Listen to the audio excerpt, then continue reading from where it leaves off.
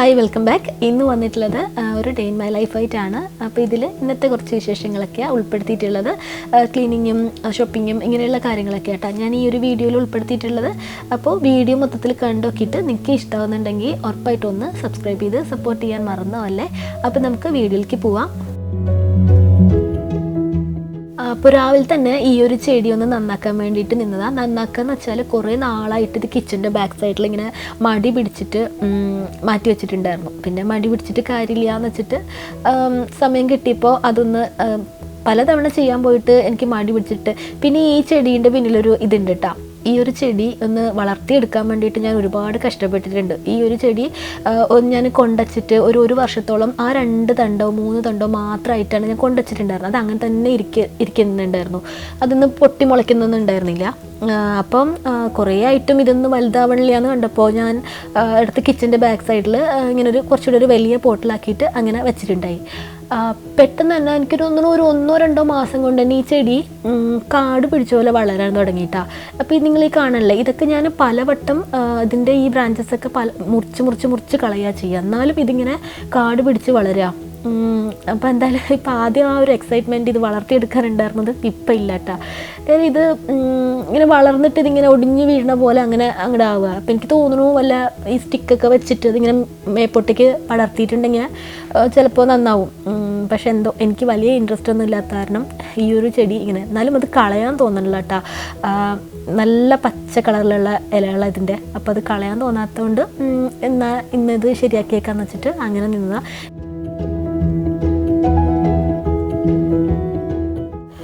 പിന്നെ അതുപോലെ തന്നെ കിച്ചൺ മോപ്പ് ചെയ്യാനുള്ള ആ ഒരു സ്പ്രേ മോപ്പിൻ്റെ ആ ഒരു റീഫില്ലിൽ അത് തീർന്നിട്ടുണ്ടായിരുന്നു. അപ്പോൾ അതിലേക്ക് വെള്ളം ഒന്ന് നിറച്ച് കൊടുക്കുക കേട്ടോ. ഞാൻ ഓൾറെഡി മോപ്പ് ചെയ്ത് കഴിഞ്ഞു. അപ്പോൾ അതൊന്നും ഞാൻ വീഡിയോയിൽ എടുത്തിട്ടില്ല.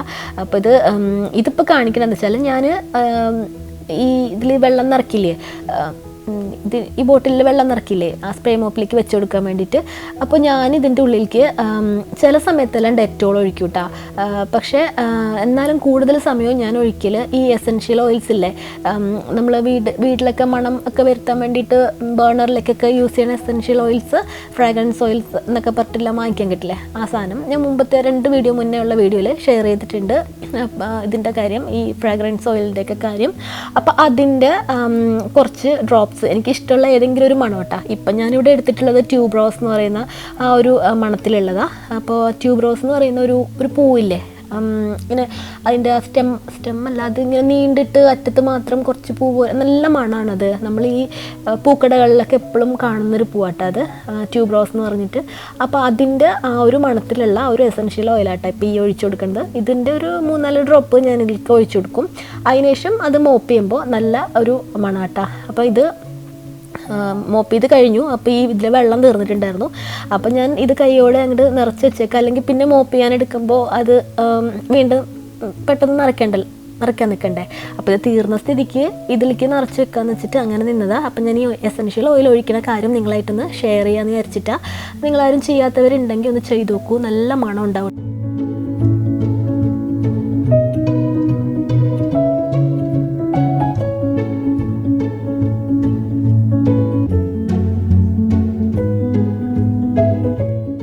പിന്നെ അതിനുശേഷം കിച്ചണിൽ യൂസ് ചെയ്യുന്ന ടവൽസും പിന്നെ കൈ തുടക്കാൻ വേണ്ടിയിട്ട് യൂസ് ചെയ്യുന്ന ടവൽസൊക്കെ ഇല്ലേ കിച്ചണിൽ, അതൊക്കെ ഇന്ന് കഴുകുന്ന ദിവസമായിരുന്നു. അപ്പോൾ അത് ഞാൻ ഒരുമിച്ച് കഴുകുക. അപ്പോൾ അത് എല്ലാതും കൂടി ഇന്നൊന്ന് കഴുകിയിട്ടിട്ടുണ്ട്. ഇപ്പം നല്ല വെയിലുണ്ട് കേട്ടോ. അപ്പോൾ ഞാനത് കാരണം അതൊന്ന് കഴുകിയിട്ടത്. അതിനുശേഷം അതൊന്ന് ഒരു ഡ്രൈയിങ് റാക്കിലേക്ക് ഒന്ന് വിരിച്ചു കൊടുക്കുന്നുണ്ട്.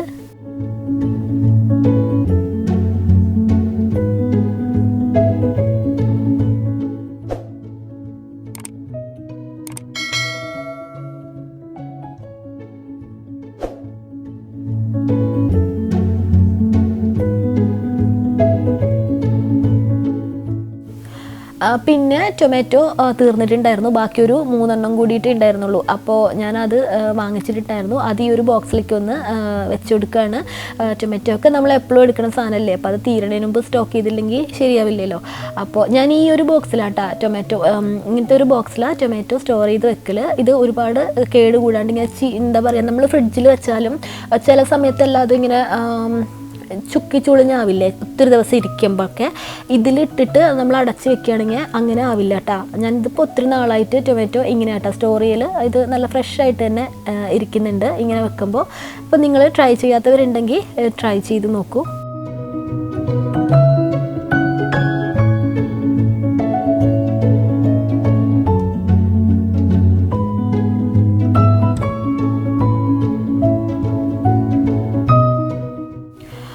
പിന്നെ എന്തായാലും ഇതൊക്കെ ചെയ്ത ഒരു സമയത്ത് ഈ മോളൊക്കെ വന്നിട്ട് ഇങ്ങനെ പിടിച്ച് ഈ ഫ്രിഡ്ജിൻ്റെ ഇത് കൈയിൻ്റെ ആ ഒരു ഫിംഗേഴ്സിൻ്റെ ആ ഒരു പാടൊക്കെ ഇല്ലേ അതുണ്ടാവും കേട്ടോ. അപ്പോൾ അതും കൂടി ഒന്ന് പെട്ടെന്നൊന്ന് വൈപ്പ് ചെയ്തേക്കാന്ന് വിചാരിച്ചിട്ട് ഞാൻ ഈ ഒരു സ്റ്റെയിൻലെസ് സ്റ്റീൽ ക്ലീനറിന് മറ്റും നമുക്ക് വാങ്ങിക്കാൻ കിട്ടും, അതാട്ടോ യൂസ് ചെയ്യൽ. ഫ്രിഡ്ജിൻ്റെ ഈ പുറമേയുള്ള ഭാഗമൊക്കെ ക്ലീൻ ചെയ്യാനായിട്ട്.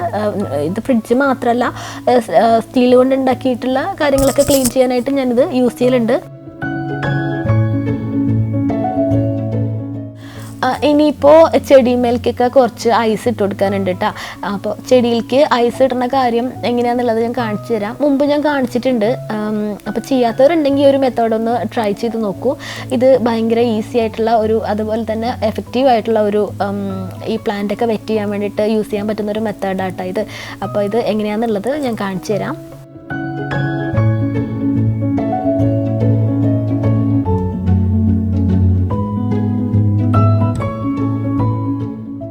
അപ്പോൾ ഇതിങ്ങനെ ചെടി ഇല്ലേ, ചെടി നമ്മൾ ഇൻഡോർ പ്ലാന്റ്സ് വെച്ചിട്ടില്ലേ, ഇൻഡോർ പ്ലാന്റ്സിലേക്ക് നമ്മൾ ഇങ്ങനെ അതിൻ്റെ ആ ഒരു സ്റ്റെമ്മിലേക്ക് മുട്ടാൻ പാടില്ല കേട്ടോ. ചെറുതായിട്ടെല്ലാം മുട്ടിയാൽ കുഴപ്പമില്ല, പക്ഷേ നല്ലോണം അതിങ്ങനെ ടിക്കിയിരിക്കുന്ന തരത്തിൽ ഐസ് അങ്ങനെ അതിൻ്റെ ആ സ്റ്റെമ്മിലേക്ക് അത് ചീഞ്ഞു പോകട്ടെ, അങ്ങനെ ആവാൻ പാടില്ല.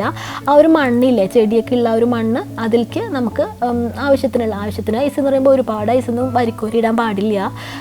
ഒരു ചെറിയ ഐസ് ക്യൂബ്സ് ആകുമ്പോൾ ഒരു 3-4 ഒക്കെ ഐസ് ക്യൂബ്സ് അങ്ങനെ ഇട്ട് കൊടുക്കാം. അപ്പോൾ അതിനിടയ്ക്ക് ഈ ചെടിയിൽ നിന്ന് ഉണ്ടായിരുന്ന കുറച്ച് പൊട്ടയായിട്ടുള്ള ഇലകളൊക്കെ ഒന്ന് ഞാൻ കട്ട് ചെയ്ത് മാറ്റുകയാണ്. എനിക്ക് ഭയങ്കര ഇഷ്ടമാണ് കേട്ടോ ഈ ഒരു സാധനം വെച്ചിട്ട് ചെടി മുറിക്കാനായിട്ട്. എന്താണെന്നറിയില്ല, ഈ ഒരു സാധനം കയ്യിലിരിക്കുമ്പോൾ അത് ചെടി മുറിക്കാൻ എനിക്ക് ഭയങ്കര ഇഷ്ടമാണ്. നമുക്കിങ്ങനെ ജസ്റ്റ് പൊട്ടിച്ച് കളയാവുന്നതേ ഉള്ളൂ. എന്നിട്ട് ഞാൻ ആ സാധനം എടുത്തിട്ട് വന്നിട്ട് ഇങ്ങനെ മുറിച്ചുകൊണ്ട് നിൽക്കുകയാണ്. എനിക്ക് ഭയങ്കര ഇഷ്ടമാണ് അത് ചെയ്യാനായിട്ട്.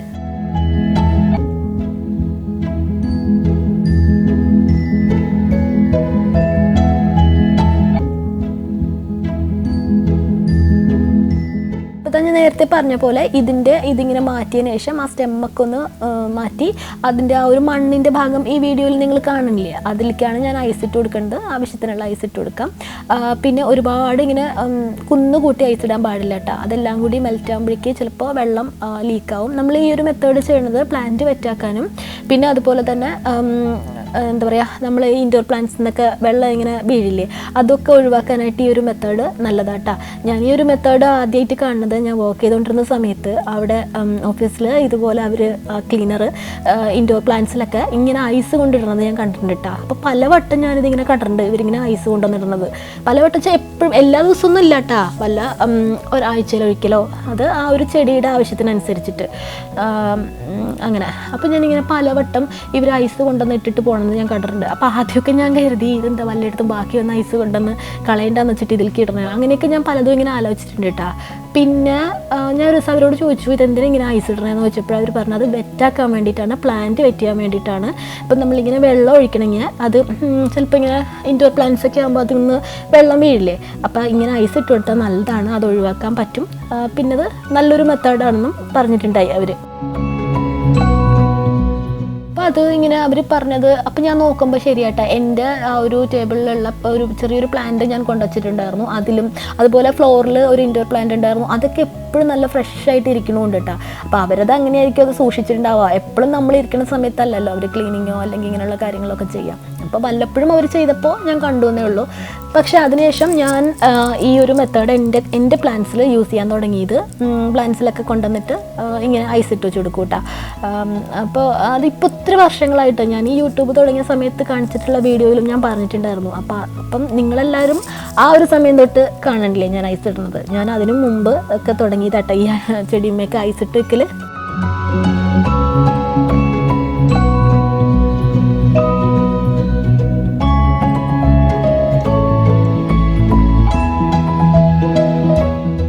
പിന്നെ ശേഷം നമ്മുടെ ഗ്യാസിൻ്റെ ടോപ്പൊക്കെ ഒന്ന് തുടയ്ക്കാനുണ്ടായിരുന്നു. അങ്ങനെ പ്രത്യേകിച്ച് വലിയ പണിയൊന്നുമില്ല, ജസ്റ്റ് കുക്കിംഗ് ഇതിനിടയ്ക്ക് ഞാൻ കഴിച്ചിട്ടുണ്ടായിരുന്നു കേട്ടോ.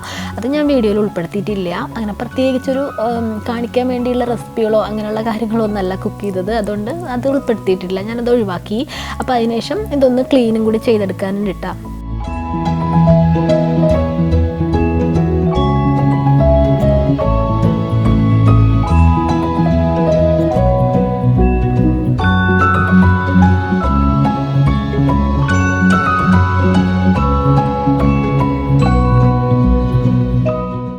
ഇപ്പോൾ ഒരു വൈകുന്നേരം ഒരു 7 മണിയെല്ലാം ആയിട്ടുണ്ടാവും.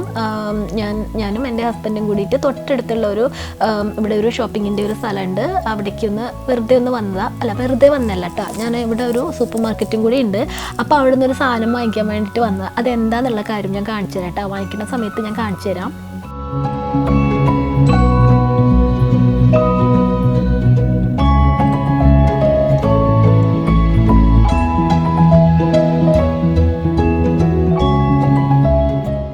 ഈ ഒരു ജാപ്പനീസ് റെസ്റ്റോറൻ്റ് ഇല്ലേ, ഇവിടെ ഞാൻ ഇടയ്ക്കിടയ്ക്ക് വരാറുണ്ട് കേട്ടോ, ഫുഡ് കഴിക്കാനായിട്ട്. നല്ല അടിപൊളിയാണ് ആ ഒരു റെസ്റ്റോറൻറ്റ്.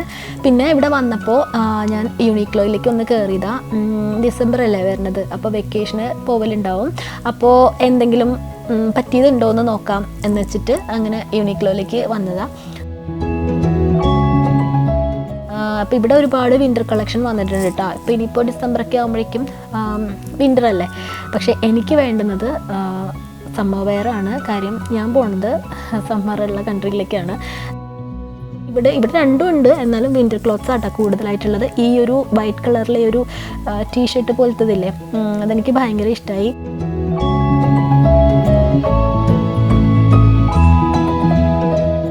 പിന്നെ ഞാൻ ഈ ജാക്കറ്റ്സ് ഇല്ലേ, വിൻ്റർ ജാക്കറ്റ്സ്, ഇതിൻ്റെ ഒരു പ്രൈസ് വരുന്നത് $149 സംതിങ് ആണ് കേട്ടോ, ഡോളേഴ്സ് ആണ്.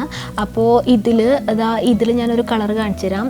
ഈ ഒരു കളറ് കഴിഞ്ഞ വർഷം ഞാൻ കുറേ നോക്കിയതായിരുന്നു കേട്ടോ. ഞാൻ ഈ ഒരു വൈറ്റ് കളർ കണ്ട ഇത് ഞാൻ കഴിഞ്ഞ വർഷം 2-3 യൂണിക്ലോയിൽ ഞാൻ കയറി ഇറങ്ങിയിട്ടുണ്ടായിരുന്നു. ഈ ഒരു കളറിന് വേണ്ടിയിട്ട് ഈ ഒരു വെള്ള പോലത്തെ ഇത് ഒരു പ്യോർ വൈറ്റ് ഒന്നും അല്ല, എന്നാലും ഒരു വൈറ്റ് പോലുള്ളൊരു കളറാട്ടാ. അപ്പോൾ അതിന് വേണ്ടിയിട്ട്, പക്ഷേ മിക്കയിടത്തും അത് ഔട്ട് ഓഫ് സ്റ്റോക്ക് ആയിരുന്നു. പിന്നെ വിൻ്റർ സീസൺ കഴിയുമ്പോഴേക്കും പിന്നെ അവരിത് കൊണ്ടുവരില്ലല്ലോ, പിന്നെ നെക്സ്റ്റ് വിൻ്റർ സമയമൊക്കെ ആകുമ്പോഴല്ലേ അവർ കൊണ്ടുവരുള്ളൂ.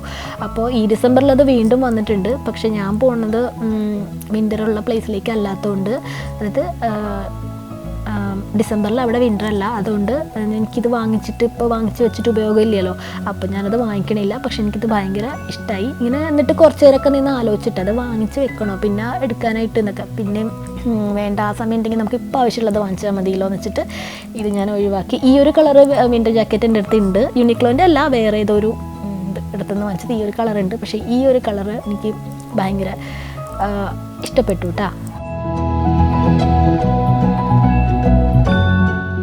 പിന്നെ ഈ ഒരു ടോപ്പില്ലേ, ഇത് ഞാൻ എടുക്കുന്നുണ്ട്. ഈ ഒരു നേവി ബ്ലൂ കളറ് എനിക്ക് ഭയങ്കരമായിട്ട് ഇഷ്ടമായിട്ട് ഇത് ഞാൻ എടുത്തിട്ടുണ്ട് കേട്ടോ. പിന്നെ അതുപോലെ ഈ താഴെയുള്ള ആ ഒരു ഗ്രീനൊക്കെ ഇല്ലേ, അതൊക്കെ എൻ്റെ ഫേവറേറ്റ് കളേഴ്സ് ആട്ടോ. അതെൻ്റെ അടുത്തുണ്ട്, ആ ഗ്രീൻ ഉണ്ട്. ഇപ്പോൾ ഈ നേവി ബ്ലൂ ഞാൻ എടുത്തത് എനിക്കത് ഭയങ്കര ഇഷ്ടമായിട്ട്. പിന്നെ ഇതിൻ്റെ വൈറ്റും പിന്നെ ഇങ്ങനത്തെ കളേഴ്സൊക്കെ വന്നിട്ടുണ്ട് ഇപ്പോൾ. പക്ഷേ ഞാൻ നേവി ബ്ലൂ മാത്രമാട്ടാ എടുത്തത്.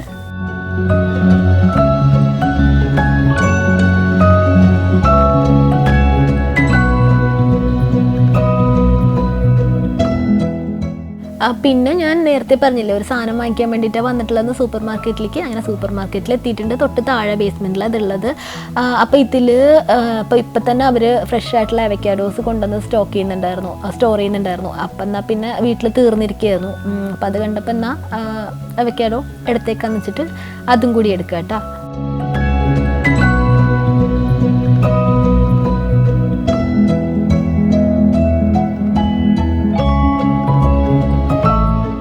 പിന്നെ ഞാൻ പറഞ്ഞിട്ടുണ്ടായിരുന്നില്ലേ ഒരു കാര്യം വാങ്ങിക്കാനാണ് വന്നിട്ടുണ്ടായിരുന്നെന്ന്, അത് കാണിച്ചു തരാം കേട്ടോ. ഇതാട്ടാ ചക്ക വാങ്ങിക്കാൻ വേണ്ടിയിട്ട് വന്നിട്ടുണ്ടായിരുന്നതാ. ഈ ഒരു ചക്ക ഭയങ്കര മധുരമാട്ടാ.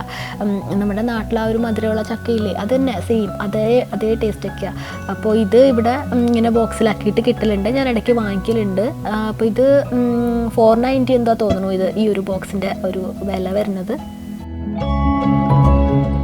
പണ്ട് നമ്മുടെ വീട്ടിലൊക്കെ ഇതിൻ്റെ മരം ഉണ്ടാവലുണ്ടല്ലോ, അപ്പോൾ ചക്കയൊക്കെ ആവശ്യത്തിന് പറമ്പിലൊക്കെ ഉണ്ടല്ലോ ഇങ്ങനത്തെ. അന്നൊന്നും ഇതിനൊരു വിലയില്ല കേട്ടോ, അതൊന്നും മൈൻഡൊന്നും ചെയ്യില്ല. ചക്ക മുറിച്ച് വെച്ചിട്ടുണ്ട് എന്നൊക്കെ പറയുമ്പോൾ ചക്കയാ എന്നൊക്കെ ചോദിച്ചിട്ടൊക്കെ ഞാനൊക്കെ പോയിട്ടുണ്ട് കേട്ടോ അങ്ങനെ. പിന്നെ ഇവിടെ ഇതിപ്പോൾ ഞാനൊന്നും വാങ്ങിക്കണമെന്നില്ല. ഇവിടെ ക്രിസ്മസിൻ്റെ സമയമായി വരുമല്ലേ, അപ്പോൾ എല്ലാ ഷോപ്പുകളിലും സൂപ്പർ മാർക്കറ്റിലും എല്ലായിടത്തും ക്രിസ്മസ് ഐറ്റംസ് ധാരാളം വെച്ചിട്ടുണ്ടാവും കേട്ടോ. അപ്പോൾ ഇവിടെയും അതുപോലെ ഒരുപാട് ഈ ഒരു തൊപ്പിയൊക്കെ വെച്ചിട്ടുണ്ട്, നല്ല ക്യൂട്ടായിട്ടില്ലേ. ഇത് ക്ലിപ്പാട്ടോ, അത് കുട്ടികൾക്ക് ഇങ്ങനെ തലയുമൊക്കെ കുത്തി കൊടുക്കാമല്ലോ, ഹെയർമ കുത്തി കൊടുക്കാൻ പറ്റുന്ന തരത്തിലുള്ള ക്ലിപ്പുകളാട്ടോ അത്, ആ ഒരു തൊപ്പീൻ്റെ ഷേപ്പിലുള്ള. പിന്നെ അതുപോലെ ക്രിസ്മസിൻ്റെ കുറേയധികം സ്വീറ്റ്സും വന്നിട്ടുണ്ട്. ഈ ഒരു ഇതില്ലേ, ഈ ഒരു കേക്ക് ഞാൻ വാങ്ങിക്കലുണ്ട്. ഇത് നല്ല ടേസ്റ്റി ആയിട്ടുള്ള ഒരു സംഭവമാട്ടോ. ഇത് സാധാരണയായിട്ട് ക്രിസ്മസ് സീസൺ ആകുമ്പോഴാണ് ഇത് കാണലിവിടെ.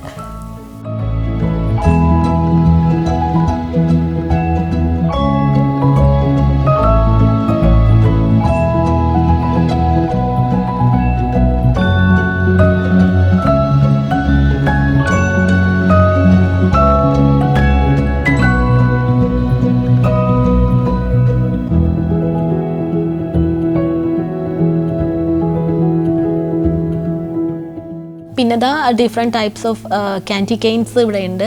ഇതും ക്രിസ്മസ് സീസൺ ആകുമ്പം ഇത് ഞാൻ വാങ്ങിക്കലുണ്ട് കേട്ടോ. ഇതെൻ്റെ മോള് ഒക്കെ ഇങ്ങനെ കഴിച്ചുകൊണ്ട് എടുക്കണതാണ് ഈ ഒരു ക്യാൻഡി കെയിൻ. ഇപ്പോൾ വാങ്ങിക്കണില്ല, ഇത് വീട്ടിലുണ്ട്.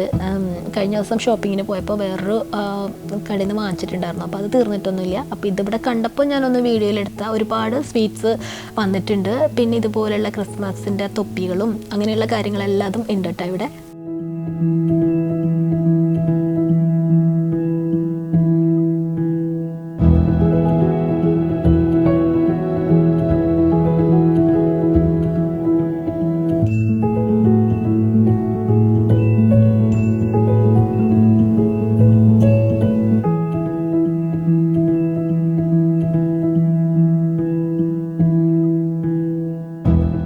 പിന്നെ വീട്ടിൽ വന്നതിന് ശേഷം ഞാൻ ഈ ഒരു പെർസിമൻ കൂടെ വാങ്ങിച്ചിട്ടുണ്ടായിരുന്നു. അപ്പോൾ ഈ പെർസിമൻ ഞാൻ രണ്ടും വാങ്ങിക്കലുണ്ട് കേട്ടോ. അതായത് നല്ല പഴുത്തതും വാങ്ങിക്കലുണ്ട്, ഇതുപോലെ ഇങ്ങനെ ക്രഞ്ചി ആയിട്ടുള്ളതും വാങ്ങിക്കലുണ്ട്.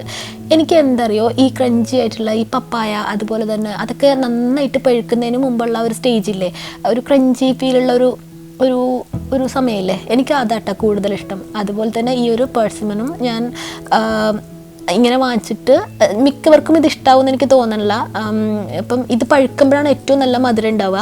ഇപ്പം മധുരം ഇല്ല എന്നല്ല, ഈ ഒരു സമയത്ത് നല്ല മധുരമൊക്കെ തന്നെ ഉണ്ടാവും. ഇത് നന്നായിട്ട് പഴുക്കുന്ന സമയത്ത് ഇത് നല്ല സോഫ്റ്റ് ആവും കേട്ടോ, അതിൻ്റെ ഒരു ഫ്ലഷൊക്കെ. അപ്പോൾ ഇത് എനിക്ക് എൻ്റെ ഹസ്ബൻഡിനും ഇതിങ്ങനെ ക്രഞ്ചി ആയിട്ട് കഴിക്കാൻ ഭയങ്കര ഇഷ്ടമാണ്. അപ്പോൾ മിക്കപ്പോഴും കടയിൽ ഇതിങ്ങനെ നല്ല പഴുത്തിട്ടായിരിക്കും കിട്ടുക, അതിങ്ങനെ പാക്ക് ചെയ്തിട്ടാണ് ഉണ്ടാവുക. ചില സമയത്തെല്ലാം ഇങ്ങനെ കുറച്ചൊരു പഴുക്കാൻ ഇനി ബാക്കിയുള്ള ടൈപ്പ് വരലുണ്ട്. അപ്പോൾ അത് കാണുമ്പോൾ ഞാൻ വാങ്ങിക്കലുണ്ട് കേട്ടോ.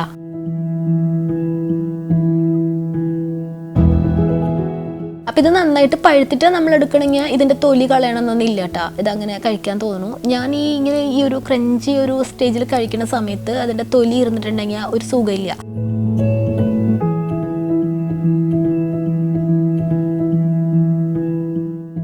ഞാനൊരു പീലർ വെച്ചിട്ട് അതിൻ്റെ തോലൊക്കെ ഒന്ന് എടുത്ത് കളയാട്ടോ, തൊലിയൊക്കെ ഒന്ന് എടുത്ത് കളയാണ്.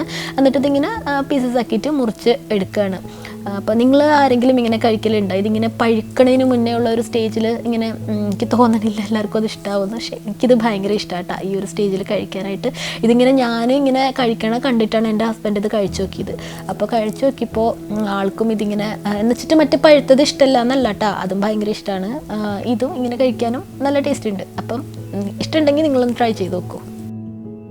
അപ്പോൾ ഇത്രയ്ക്കാണ് ഇന്നത്തെ ഒരു വീഡിയോയിലുള്ളത്. നിങ്ങൾക്ക് വീഡിയോ ഇഷ്ടമായിട്ടുണ്ടെങ്കിൽ ഉറപ്പായിട്ടും ഒന്ന് സബ്സ്ക്രൈബ് ചെയ്യാനും ലൈക്ക് ചെയ്യാനും ഒന്നും മറന്നുപോലെ. എപ്പോഴും എന്നെ സപ്പോർട്ട് ചെയ്യണ എല്ലാവരോടും ഒരുപാട് താങ്ക്സ് ഉണ്ട്. പിന്നെ നിങ്ങൾക്ക് പറ്റുകയാണെങ്കിൽ മറക്കാണ്ടൊന്ന് ലൈക്കും കൂടി ചെയ്യണം കേട്ടോ. അഭിപ്രായങ്ങൾ കമൻറ്റ് ബോക്സിൽ പറയാനും മറക്കരുത്. പുതിയൊരു വീഡിയോ ആയിട്ട് അടുത്ത ആഴ്ച ഞാൻ വീണ്ടും വരാം. Thank you, by.